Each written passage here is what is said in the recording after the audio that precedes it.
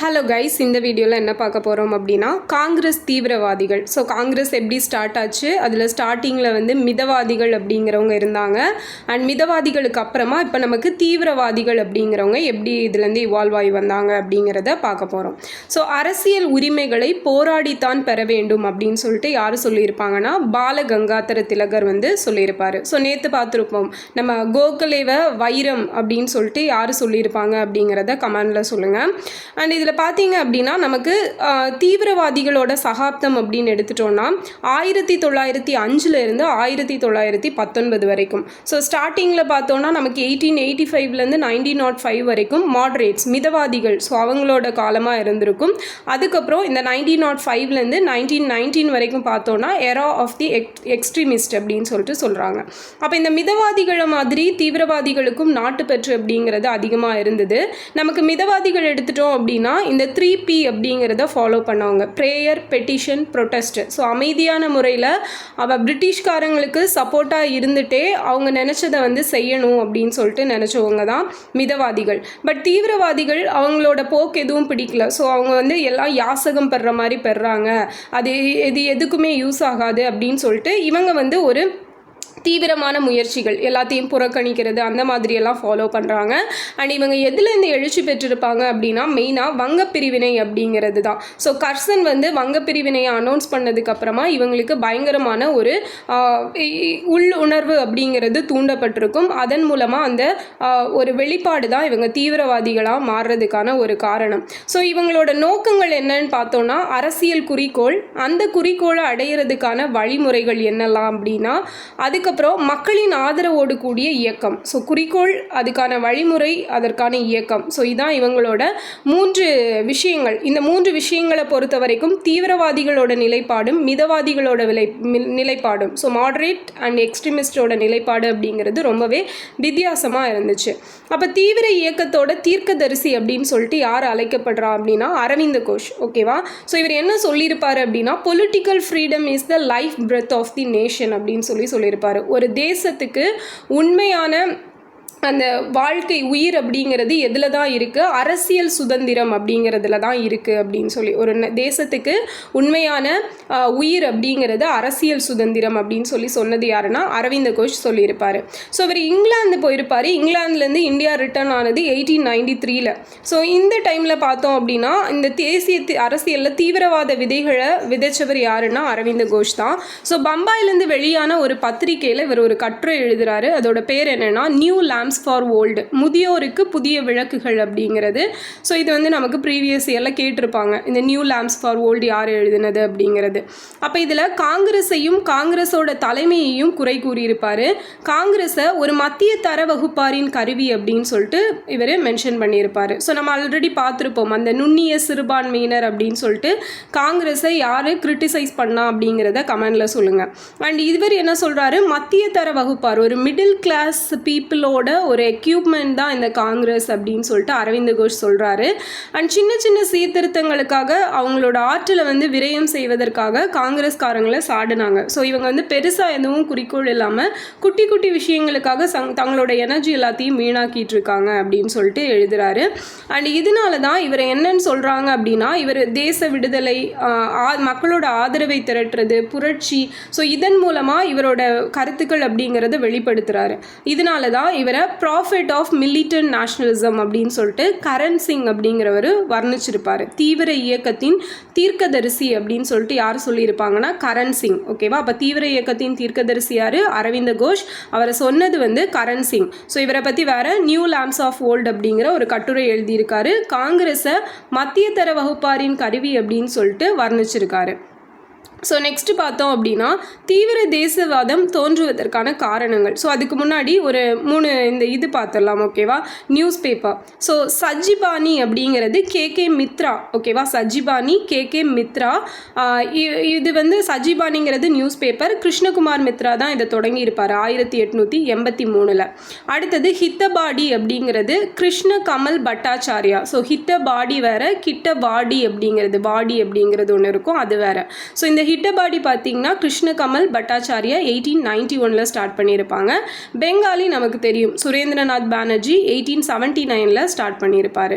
So அதே போல் பார்த்தோம் அப்படின்னா ஸ்வதேஷ் பந்தப் சமிதி அப்படிங்கிறது அஸ்வினி குமார் தத்தா தொடங்கியிருப்பார். ஸ்வதேஷ் பந்தப் சமிதி அஸ்வினி குமார் தத்தா வந்து ஸ்டார்ட் பண்ணது.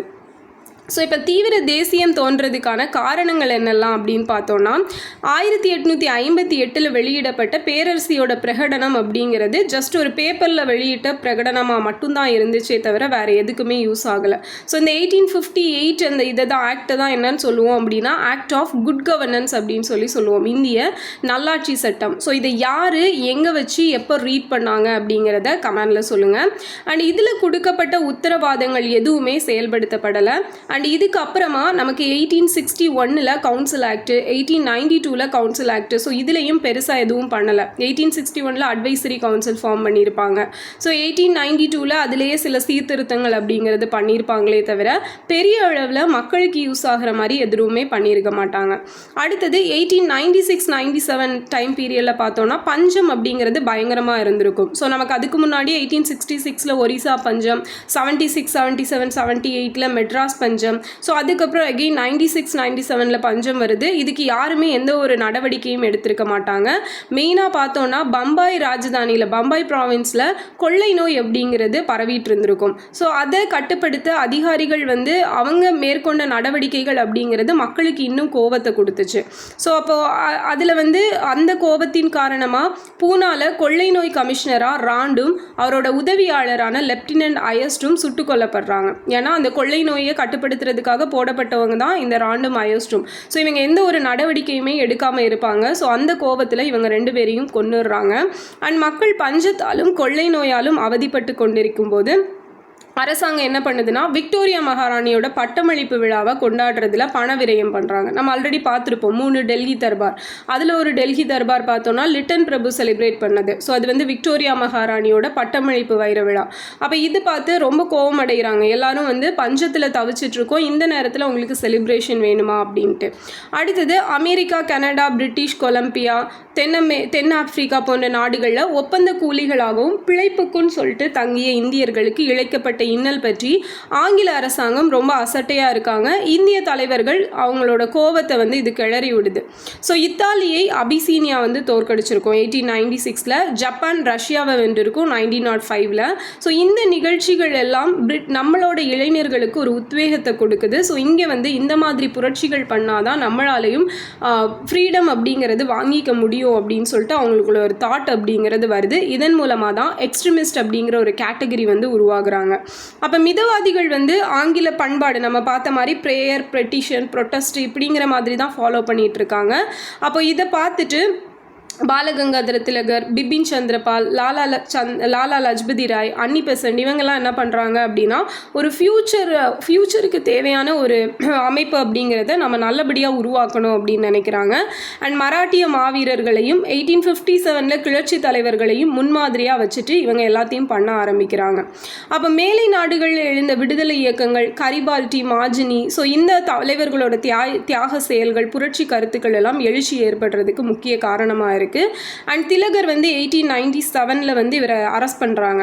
ஸோ அதே மாதிரி 1908 அப்போ அதுக்கப்புறம் ஒருக்கா அரெஸ்ட் பண்ணப்பட்டிருப்பார். அண்ட் அதில் பார்த்தீங்கன்னா பம்பாய் தொழிலாளர் வேலை நிறுத்தம், தேசிய காற்று எத்திசை நோக்கி அடிக்குது அப்படிங்கிறத எல்லாருக்கும் காமிச்சு கொடுத்துருக்கும்.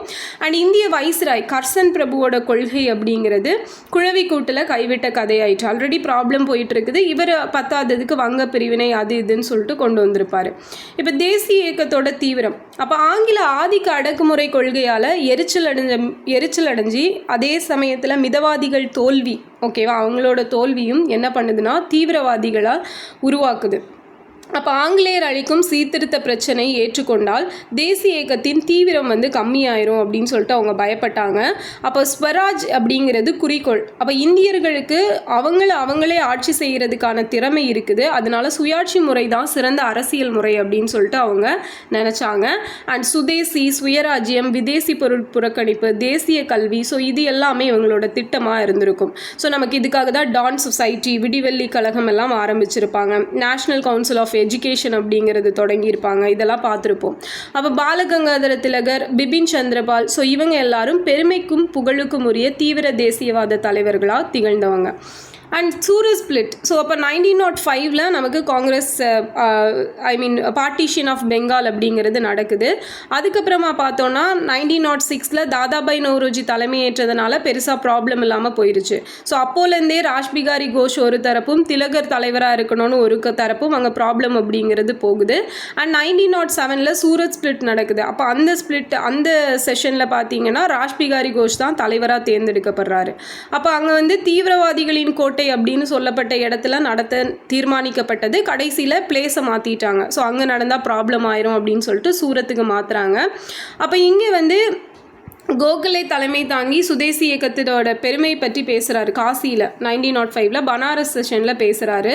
ஸோ அப்படி பேசினப்பவும் நமக்கு மற்ற எல்லாருமே வந்து சுரேந்திரநாத் பானர்ஜி ஆகட்டும், தாதாபாய் நௌரோஜி, ஃபெரோஷா மேத்தா, ஸோ இவங்க எல்லாரும் அவங்களோட மனநிலையை மாற்றிக்கிறதுக்கு தயாராக இல்லை. அண்ட் திலகர் வந்து என்ன பண்ணுறாருனா சாத்வீக போராட்டம் அப்படிங்கிறத பற்றி கொண்டு வந்த தீர்மானம் 2 மிதவாதிகள் தீவிரவாதிகளுக்கு இடையில் ஒரு சர்ச்சை அப்படிங்கிறத ஏற்படுத்துது. இப்போ கல்கத்தா காங்கிரஸ். ஸோ 1906 நம்ம பார்த்த மாதிரி கல்கத்தாவில் காங்கிரஸ் செஷன்ஸ் கூடுது. அண்ட் அதுக்கு முன்னாடி வங்க பிரிவினை அப்படிங்கிறது முடிந்த முடிவு அப்படிங்கிற மார்லே பிரபுவோட அறிவிப்பு வந்து தீவிரவாதிகளை வெகுண்டலை செய்யுது. ஸோ வங்க பிரிவினை வந்து 1905 அனௌன்ஸ் பண்ணியாச்சு, அது ஒரு முடிஞ்ச விஷயம், நான் அதை பற்றி எதுவும் பேச விரும்பலை அப்படின்னு சொல்லிட்டு புதுசாக பதவி ஏற்ற மார்லே என்ன சொல்கிறாரு. அப்போ இது இன்னுமே அவங்களுக்கு கோபத்தை கொடுக்குது. அண்ட் காங்கிரஸ் தாத்தா, ஸோ நமக்கு தெரியும் grand old man of India Dadabhai Naoroji. So அவர் அந்த 1906 செஷனுக்கு தலைமை தாங்கினால எந்த ப்ராப்ளமும் இல்லாமல் முடிஞ்சிருக்கும். அண்ட் நௌரோஜி ஆங்கிலேய அரசாங்கத்தோட காட்டுமிராண்டி கொடுங்கோல் ஆட்சியை கண்டிச்சிருப்பார். சுயராஜ்யம் தான் காங்கிரஸோட குறிக்கோளாக இருக்கணும் அப்படின்னு சொல்லியிருப்பார். ஸோ அப்புறம் சூரத் காங்கிரஸ். ஸோ 1907 சூரத்தில் காங்கிரஸ் செஷன் நடக்குது. ஃபர்ஸ்ட் வந்து அந்த பூனா நாக்பூரில் நடக்கிறதா இருந்திருக்கும், தீவிரவாதிகளோட கோட்டை. ஸோ அதனால அங்கே நடந்த ப்ராப்ளம் ஆயிரும்னு ஆல்ரெடி பார்த்த மாதிரி சூரத்தில் வைக்கிறாங்க. 1907 டிசம்பர் 26 அந்த செஷன் கூடுது. அண்ட் இங்கே திலகர் வந்து ஒரு 3 கோரிக்கைகள் அப்படிங்கிறத வைக்கிறாரு. என்னென்னா லாஸ்ட் இயர் 1906 கல்கத்தா செஷனில் என்னெல்லாம் தீர்மானங்கள் கொண்டு வந்தோமோ அதை கண்டிப்பாக எல்லாரும் ஃபாலோ பண்ணணும். அண்ட் சப்ஜெக்ட்ஸ் கமிட்டி விஷய ஆலோசனை குழு அப்படிங்கிறது உறுப்பினர்கள் அதுக்கு முறையாக தேர்ந்தெடுக்கப்படணும். காங்கிரஸ் கூட்ட தலைவரை பிரதிநிதிகளே தேர்ந்தெடுக்கணும் அப்படின்ட்டு ஒரு 3 ரெக்கமெண்டேஷனை வைக்கிறாரு. அண்ட் அதை என்ன பண்ணுறாங்கன்னா மிதவாதிகள் நிராகரிச்சிட்டாங்க. அப்போ டாக்டர் ராஜ்பிகாரி கோஷோட பெயர் முன்மொழியப்பட்டிருக்கும், அவர் தான் தலைவராக இருக்கணும் அப்படின்ட்டு. ஸோ இது தீவிரவாதிகளுக்கு பயங்கர ஒரு ஷாக்கை கொடுத்துருக்கும். அண்ட் அவங்க என்ன பண்ணுறாங்க அப்படின்னா எஸ்என் பானர்ஜி இருக்கணும் அப்படின்னு சொல்லிட்டு அவரோட பெயரை முன்மொழிகிறாங்க. அப்போ அந்த இடத்துல ஒரு கூச்சல் குழப்பம் அப்படிங்கிறது ஏற்பட்டு அவையும் கூட்டம் ஒத்தி வைக்கப்படுது. ஸோ அதுக்கு அடுத்த நாள் காங்கிரஸ் கூடினப்ப எஸ்என் பானர்ஜி அவர் எந்த இடத்துல ஸ்பீச்சை விட்டாரோ அதே இடத்துல ஸ்டார்ட் பண்ணுறாரு.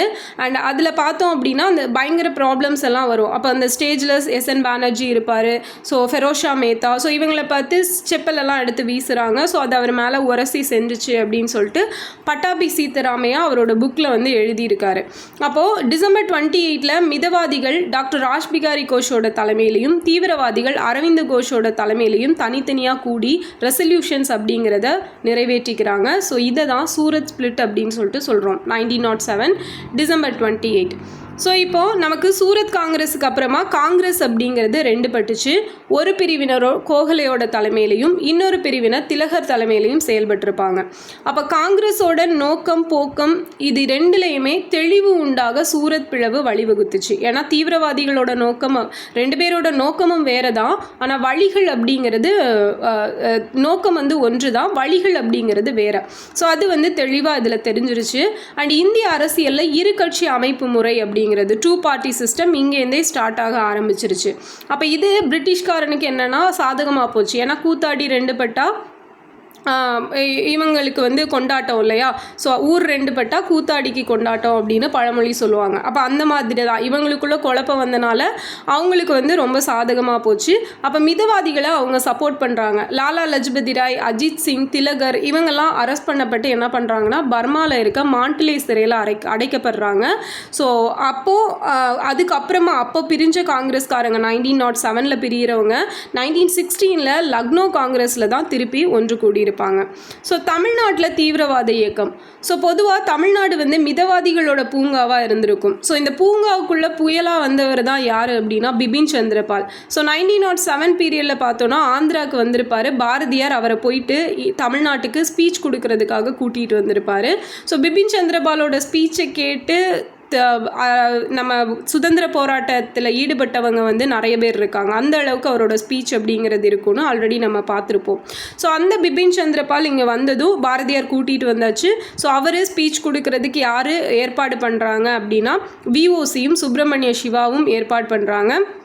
அண்ட் இவர் ஸ்பீச் கொடுத்த டேவை வந்து சுதேசி தினம் அப்படின்னு சொல்லிட்டு செலிப்ரேட் பண்ணலாம் அப்படிங்கிறதும் பிளான் பண்ணியிருப்பாங்க. ஓகே, ஸோ அதுக்கு முன்னாடி பார்த்தோம் அப்படின்னா சுதேசி ஸ்டீம் நேவிகேஷன் கம்பெனி அப்படிங்கிறத நமக்கு விஓசி ஸ்டார்ட் பண்ணியிருப்பார் 1906 அக்டோபர் 16. ஸோ எஸ்எஸ் காலியா எஸ்எஸ் லாவோ அப்படிங்கிற 2 கப்பலை ஃப்ரெஞ்சுலேருந்து இவர் வாங்கியிருப்பார். ஃப்ரெஞ்சு கண்ட்ரிலேருந்து வாங்குறாரு. அண்ட் நெக்ஸ்ட் பார்த்தோம் அப்படின்னா இதுக்கு 10 லட்சம் ரூபாய் அப்படிங்கிறது மொத்த மதிப்பு. அதில் 40,000 ஷேர் அப்படிங்கிறது இருக்குது. அண்ட் பெர் ஹெட்டுக்கு 25 rupees. ஸோ இதில் அதிகமான ஷேரிங் கொடுத்தது யார் அப்படின்னா பாண்டித்துரையும் ஹாஜி முகமது பக்கீர். ஸோ இவங்க 2 பேர் தான் பெரிய ஷேர் ஹோல்டர்ஸு. அப்போது இவங்க வந்து இந்த மாதிரி ஒரு சுதேசி ஸ்டீம் நேவிகேஷன் கம்பெனி. ஸோ அந்த டைமில் பார்த்தோன்னா எல்லாரும் வளையல் செய்கிறது, மெழுகு செய்கிறது, இந்த மாதிரி குட்டி குட்டியான வேலையில் ஈடுபட்டிருந்தப்ப இவர் மட்டும் ஒரு பெரிய அளவில் புரட்சி பண்ணணும் அப்படின்னு சொல்லிட்டு கப்பல் வாங்கி விட்டுருப்பார். ஸோ நமக்கு தூத்துக்குடி டு கொழும்புக்கு அந்த கப்பல் அப்படிங்கிறது போயிட்டு வந்திருக்கும்.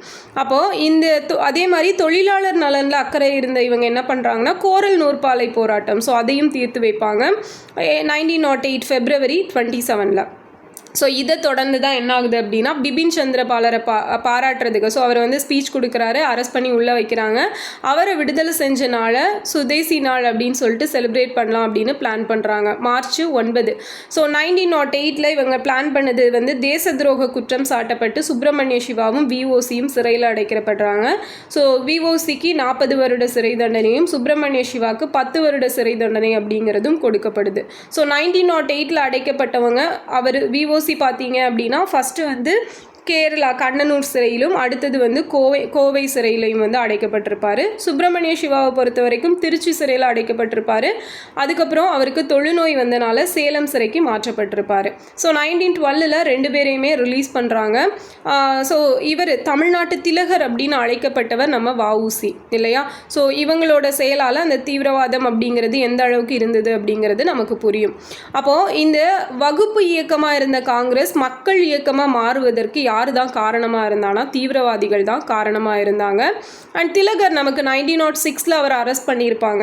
ஃபஸ்ட்டு 1897 ஒருக்கா பண்ணியிருப்பாங்க. இப்போ 1906 பண்ணி 1914 தான் ரிலீஸ் பண்ணுவாங்க. அப்போ எந்த சிறையில் அடைக்கப்பட்டிருப்பார்னா மாண்ட்லே சிறையில் அடைக்கப்பட்டிருப்பார். இதுவும் ப்ரீவியஸ் இயரில் கேட்டிருப்பாங்க. அப்போது திலகர் விடுதலை பெற்று தாயகம் திரும்பினதுக்கு அப்புறமா தீவிரவாத இயக்கம் அப்படிங்கிறது சுயாட்சி இயக்கமாக உருவாகுது. என்னென்னா home rule moment. So home rule moment அப்படிங்கிறத அன்னி பெசன்ட் அவர்கள் ஐரிஷில் எப்படி இருந்துச்சோ அதே மாதிரி இங்கேயும் டொமினியன் ஸ்டேட்டஸ் கொடுக்கப்படணும் அப்படிங்கிற ஒரு நோக்கத்துக்காக சொல்லியிருப்பாங்க. அப்போ இதை நம்ம திலகர் வந்து என்ன பண்ணுறாரு அப்படின்னா இங்கே ஸ்டார்ட் பண்ணியிருப்பார். ஃபஸ்ட்டு ஏப்ரலில் வந்து நார்த்தில் ஸ்டார்ட் பண்ணியிருப்பார். செப்டம்பரில் அன்னி பெசன்ட் அம்மையார் வந்து சவுத்தில் ஸ்டார்ட் பண்ணியிருப்பாங்க. இப்போ மிதவாதிகள் தீவிரவாதிகளை ஒப்பிட்டோன்னா 1885 1916 வரைக்கும் 2 காலகட்டமாக இருக்குது. ஒன்று மிதவாதிகள் காலம், இன்னொன்று தீவிரவாதிகள் காலம். 1907 பிரிகிறாங்க, 1916 ஒன்று சேர்றாங்க. அண்டு நெக்ஸ்ட் பார்த்தோம் அப்படின்னா 2 பேரோட நோக்கமும் ஒன்று தான், பட் வழிமுறைகள் அப்படிங்கிறது வேறையாக இருந்துச்சு. ஸோ தீவிரவாதிகள் ஆங்கில ஆட்சியை வந்து சாபக்கேடாக கருதியிருப்பாங்க. பட் மிதவாதிகள் அவங்களுக்கு சப்போர்ட் பண்ணி போய் எல்லாத்தையும் செய்யணும் அப்படிங்கிறத நினச்சிருப்பாங்க. ஸோ காங்கிரஸ் ஆஸ்திரேலியா போன்று இந்தியாவும் பிரிட்டிஷ் பேரரசோட கீழே டொமினியன் அந்தஸ்தில் இருக்கணும் அப்படிங்கிறது தான் மிதவாதிகளோட நோக்கம். பட் தீவிரவாதிகளுக்கு என்ன அப்படின்னா பிரிட்டிஷ்காரனை கம்ப்ளீட்டாக நாட்டை விட்டு துரத்திட்டு நம்மளே ஆண்டுக்கணும் அப்படிங்கிறது தான் தீவிரவாதிகளோட நோக்கமாக இருந்திருக்கும். ஸோ சுயராஜ்யம் எனது பிறப்புரிமை, அதை அடைந்தே தீருவேன் அப்படின்னு சொல்லிட்டு யார் சொன்னாங்க அப்படிங்கிறத கமெண்டில் சொல்லுங்கள். அண்ட் பேச்சுவார்த்தை, பிரார்த்தனை, விண்ணப்பம், வேண்டுகோள், தூதுக்குழு மூலம், ஸோ இது மூலமாலாம் பார்த்துக்கலாம் அப்படின்னு நினச்சது மிதவாதிகள். ஸோ அவங்களுக்கு ஆப்போசிட்டாக செயல்பட்டவங்க தீவிரவாதிகள். ஸோ அடுத்தது பார்த்தோம் அப்படின்னா நெக்ஸ்ட் அந்த மதிப்பீடு தான் கொடுத்துருப்பாங்க. இவ்வளோ நேரம் பார்த்த பாயிண்ட்ஸே திருப்பி வந்திருக்கும். ஸோ விடுதலை போராட்டத்தில் திலகரோட பங்கு. So Balagangadhara Tilak 1856 பிறந்திருப்பார், 1920 இறந்திருப்பார்.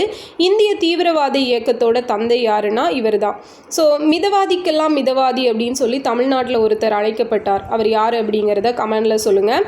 அண்ட் தீவிர தேசியவாதத்தோட மொத்த உருவமாக வாழ்ந்தவர் தான் யார் அப்படின்னா திலகர்.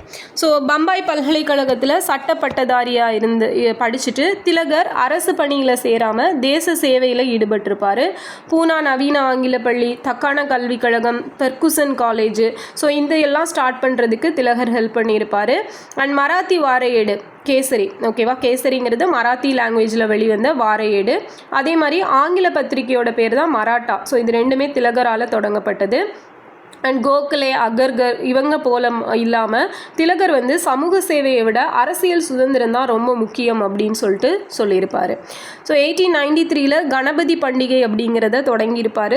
ஸோ விநாயகர் சதுர்த்தி நம்ம செலிப்ரேட் பண்ணுறோம்ல, ஸோ அதோட ஒரு இது வந்து இதுதான் 1893 இவங்க எதுக்காக தொடங்கியிருப்பாங்க அப்படின்னா அந்த டைமில் பொதுக்கூட்டங்கள் கூட்டுறதெல்லாம் தடை செய்யப்பட்டிருக்கும். அப்போது இந்த மாதிரி ஃபெஸ்டிவல்ஸ் வந்து கண்டக்ட் பண்ணலாம். ஸோ அப்போ கூடி அதில் வந்து டிஸ்கஷன் பண்ணுறதுக்காக தான் இந்த கணபதி பண்டிகை அப்படிங்கிறத ஸ்டார்ட் பண்ணியிருப்பார். அண்ட் 1895 சத்ரபதி சிவாஜி பண்டிகை அப்படிங்கிறதும் கொண்டாடப்பட்டிருக்கும். இது ரெண்டுமே நமக்கு ப்ரீவியஸ் இயர் கொஷின் தான். இது இல்லாமல் பசுவதை எதிர்ப்பு சங்கங்கள், லத்தி சங்கங்கள், ஸோ இதுவும் தொடங்கப்பட்டுச்சு. மேளாக்கள் எல்லாம் நடத்தப்பட்டிருக்கும். ஸோ இந்த நமக்கு மித்ர மேளா அப்படிங்கிறதெல்லாம் இருந்திருக்கும். அதே மாதிரி இது மெயினாக பார்த்தோம் அப்படின்னா சவார்கர் அபிநய பாரத் சங்கம் ஆரம்பிச்சிருப்பார். ஸோ இந்த மாதிரியெல்லாம் நிறைய விஷயங்கள் நடந்திருக்கும். அண்ட் பல்வந்த ராமச்சந்திர நட்டு, ஹரி ராமச்சந்திர நட்டு பிரதர்ஸ் அப்படின்னு சொல்லுவாங்க. இவங்க தான் இந்த மேளா இயக்கம் அப்படிங்கிறத முன்னின்று நடத்தினவங்க. இவங்க திலகரோட ஃப்ரெண்ட்ஸு. ஸோ 1897 பூனாவில் கொள்ளை நோய் பரவியப்போ அதோட நிவாரண பணியில் திலகர் தன்னை ஈடுபடுத்திட்டு இருப்பார். அண்ட் சில அதிகாரிகள் வந்து அத்துமீறிய போக்கு இருந்திருக்கும். அதை வந்து இவர் வன்மையாக கண்டிச்சனால இவர் மேலே தேச துரோக குற்றம் சாட்டப்பட்டு சிறையில் அடைக்கப்பட்டிருப்பார். பிரிவு 128A கீழே ஐபிசியில். அப்போது மக்கள் அவரை லோகமானியர் அப்படின்னு சொல்லிட்டு தான் அழைச்சாங்க, மக்களின் தலைவர் அப்படிங்கிறது.